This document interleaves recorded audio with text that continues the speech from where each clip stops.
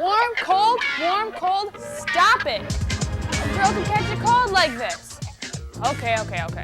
I know you can't actually catch a cold like this. You need germs, viruses, a warm wet spot, mucus, and a little interaction. Science! Science is all around us, whether you're in the coldest spot in the world or the warmest. Did you know there was a guy from cold and snowy Minnesota working in the warm, exotic jungles of Papua New Guinea?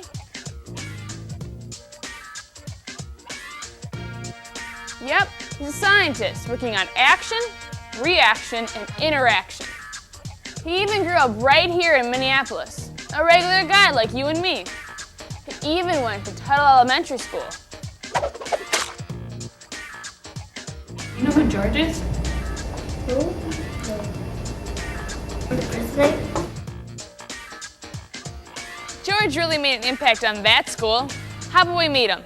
Here's George. How's my hair, my makeup? Your makeup is fine, but your hair, well, let's just say you're no movie star, George. But I have heard you do have a famous nickname. What's your nickname, George? George of the Jungle. So how do you suppose George of the Jungle first got interested in science? At an early age, thanks to my father, who's a geologist. And he used to take his students up to northern Minnesota to look at rocks. But as a kid, I was bored stiff with rocks, but I was dragged along on many field trips, and I took an interest in plants and insects. I guess I never thought of bugs and plants being science, because they're all around us. I guess that's the point. Science is everywhere. Now George, he really found science was cool at South High School in Minneapolis. Having a wacky science teacher made science interesting. My biology teacher at South High School, Dick Chambers, had a way of shocking the students in class, showing us something that was unbelievable, gross, just something that you never would expect a teacher to actually talk about in class. Dick Chambers talked a lot about sex and a lot about death. Sex and death? I really should pay more attention in science class. Besides thinking science was awesome, George did regular things too. He played sports, listened to punk rock music, and even made his own student movies. But how about his social life? I was the kind of kid who tried to fit in just like anyone else, but never really did. Ah, popular schmopular. Who needs that when you have brains, skills, and motivation? It can grow up to do some really cool things. Important skills for a scientist to have include, I think, an innate curiosity in the world around us.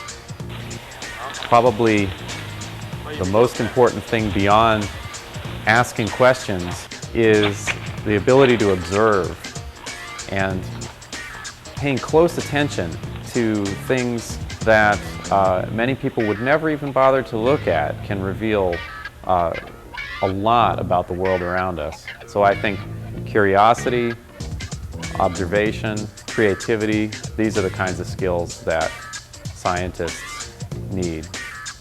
Curiosity, observation, and creativity. These are the skills a scientist needs. But these are also skills artists, mathematicians, and musicians need. I never thought of a musician as being a kind of a scientist.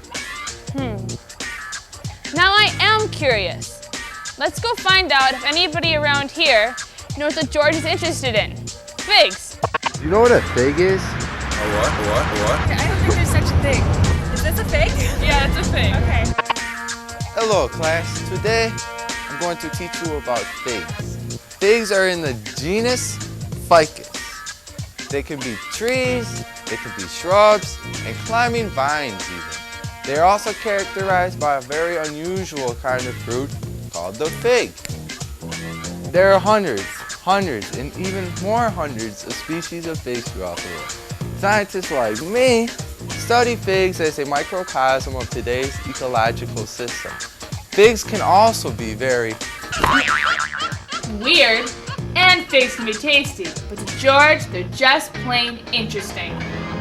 What's up with the figs?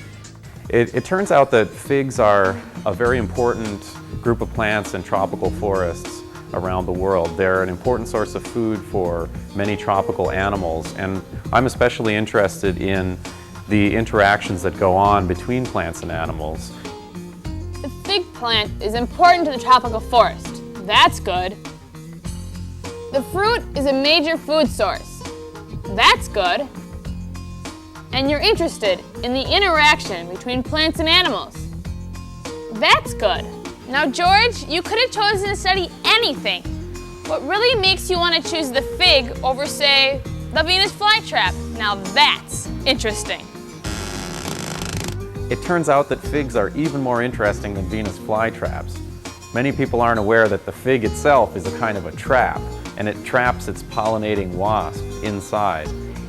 Now here's the story.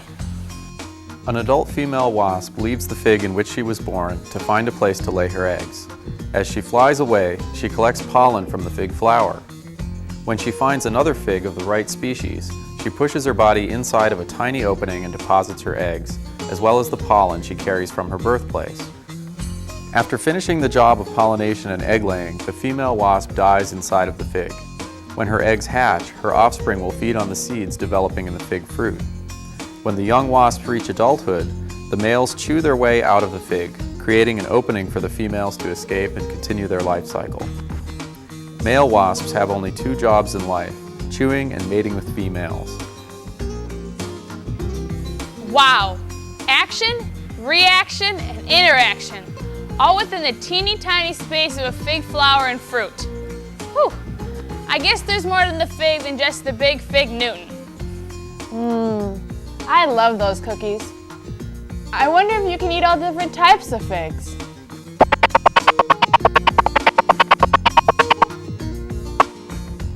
Out of hundreds of figs in the world, only one is eaten by humans, but many are eaten by animals.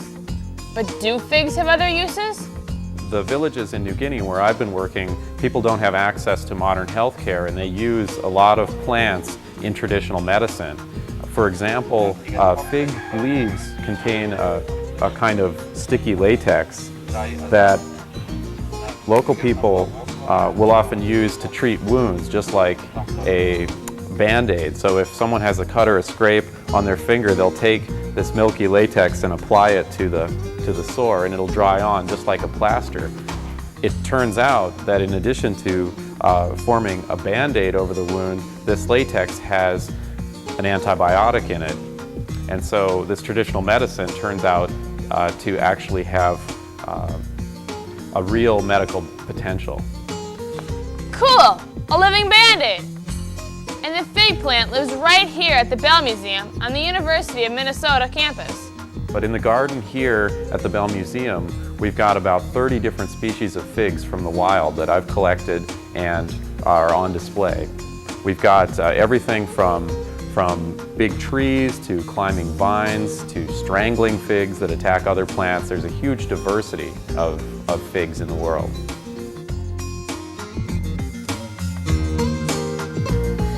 So now you know everything there is to know about figs and wasps.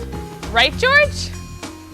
To understand where the fig came from, I'm studying the evolutionary relationships of figs and their closest relatives. This includes other fruit trees like the breadfruit, the jackfruit, the mulberry, the breadnut. I'm studying the broader relationships of these plants. Breadnut?